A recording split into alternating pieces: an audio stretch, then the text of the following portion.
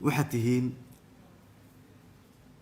guddi doorasho oo madax bannaan kana madax bannaan siyaasad iyo shakhsiyaad musharaxiin ah soo maaha waxaan dikreetadeedu ku qoran inaad ka madax bannaan tihiin wax kasta oo siyaasad qof kasta oo siyaasad ku jiro qof kasta oo musharax ah waa ka madax bannaan tihiin sida uu qabo habraaca doorashada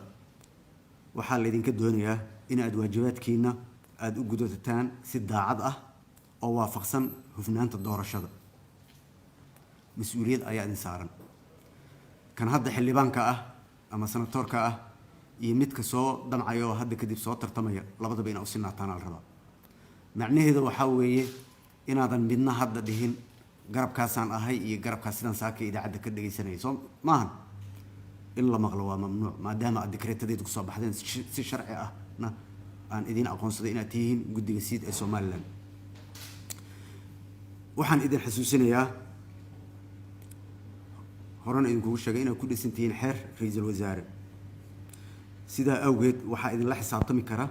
waa ra-iisul wasaaraha iyo madasha wadatashiga qaranka oo ah dowlad goboleedyada iyo gobolka banaadir oo ka mas-uul ah geedi socodka doorashada dadban ee dalka nidaamka doorashada guddoonka guddiyada waxa ay ku caddahay heshiiskii 27 May 2021 sidaa awgeed waxaa idin hagaya habraacyadaasi marka aad gudanaysaan waajibaadkiina iyo marka aad go'aan gaaraysaan inta aad ku jirtaan gudashada waajibaadkiina doorashada wixii caqabad ah ee aad la kulantaan waxa aad ula soo laabanaysaan ra-iisul wasaaraha oo ah hogaamiyaha doorashada dalka ra-iisul wasaaraha mas-uulka ah sida uu qabo anshaxa hufnaanta doorashada xubnaha guddiyada waxaa ka reeban in ay taageeraan sida aan dhowr jeer ku soo celiyey oo ay taageero gaar ah u muujiyaan si dadban iyo si toos ah musharaxiinta doorashada ka fogaada wixii saameyn siyaasadeed ah ma sheegan kartaan garab siyaasadeedaan nahay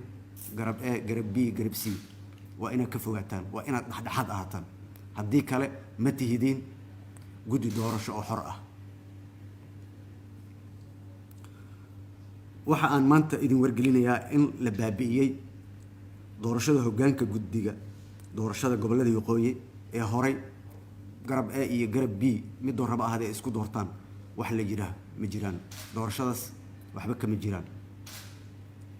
saa darteed waqtiga iyo goobta doorashada waxaa idin soo wargelin doona xafiiskayga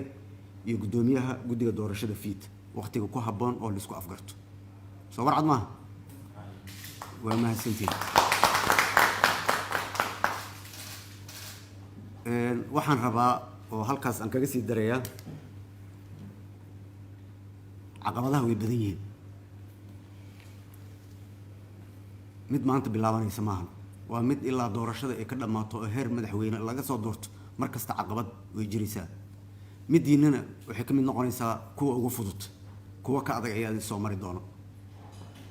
marka waxaan doonayaa in wada shaqayn toos ah ay idinka dhexayso guddiga fiid uu hogaaminayo guddoomiye ciro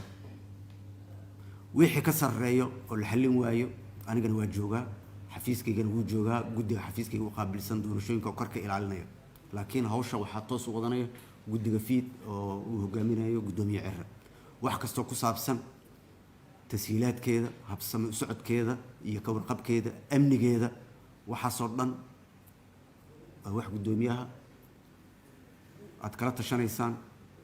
anigana aan diyaar u ahay inaan waxaasoo dhan idiin fududeeyo hadday tahay amniga goobta doorashada ay ka dhacayso waqtiga ay dhacayso doorashada senatorada doorashada aqalka hoose iyo tan madaxweynahaba waqtigeeda markii la gaaro